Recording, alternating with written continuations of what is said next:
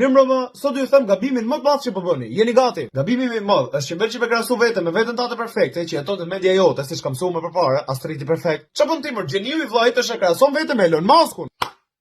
Një duar trokitje. Me thon drejtën, me thon atë që është, ka histori më trisht se ti. Tipi më vërtet nuk ka pasur zgjo fare kur ishte i vogël, nuk ka pasur çap buk me hangër. Tipi në fakt është gjysmë autik, mund ta shihni. Ka një problem madhor me të folmen, trurin e ka shumë të ngadalt në çfarë sektor. Puna është se tu harroj gjë, autikat janë shumë të zotë në çfarë sektor tjerë. Në rastin e këtij ku ka një aftësi qërë, me marrë libër, me hap me lexu për herë të parë dhe e marr mend fjalë për fjalë. Është më ka shumë e njëjta gjë me atë çun në rim, atë avokatin, të suc, nëse keni pa, ai që matë me çdo gjë. Pjesa që të intereson ty tash ja, duket çik si budallik me krahasu vetëm me këtë tipin. Ky tipi herë e parë nuk ka lind në Shqipëri si puna jote. Ky tipi ka i den më të vogël si mund të jenë hahet e tuaja, me siguri ka hahet shumë të mëdha se ai, aty si shkon me një afare dhe ankohet për hahet e veta. Ky tipi nuk ka lidhje fare me jetën tënde, me hahet e tuaja, me rrethanet ku lindet ti, etj. Nuk ka lidhje fare. Kështu që si mund të jetë ide e mirë me krahasu vetëm me këtë tipin? Sa vete janë si ky tipi që nuk ja dolën? Kur ka qenë rafuni që e ke krahasu vetëm me dikë që ka më pak se ti, që të ndihesh mirë për këtë që ke? Përgjigjja e saktë është gabim të krahasosh vetëm me çdo kënd që nuk është ti. Përfshi dhe plakun tat, megjithëse duken njësoj si paraqitet dhe lindet të dy në Shqipëri, në të njëjta situata. Prapë edhe ai ka jetë tjetër komplet me ty, se ka iden për problemet e tuaja dhe rrethanat ku lindet ti.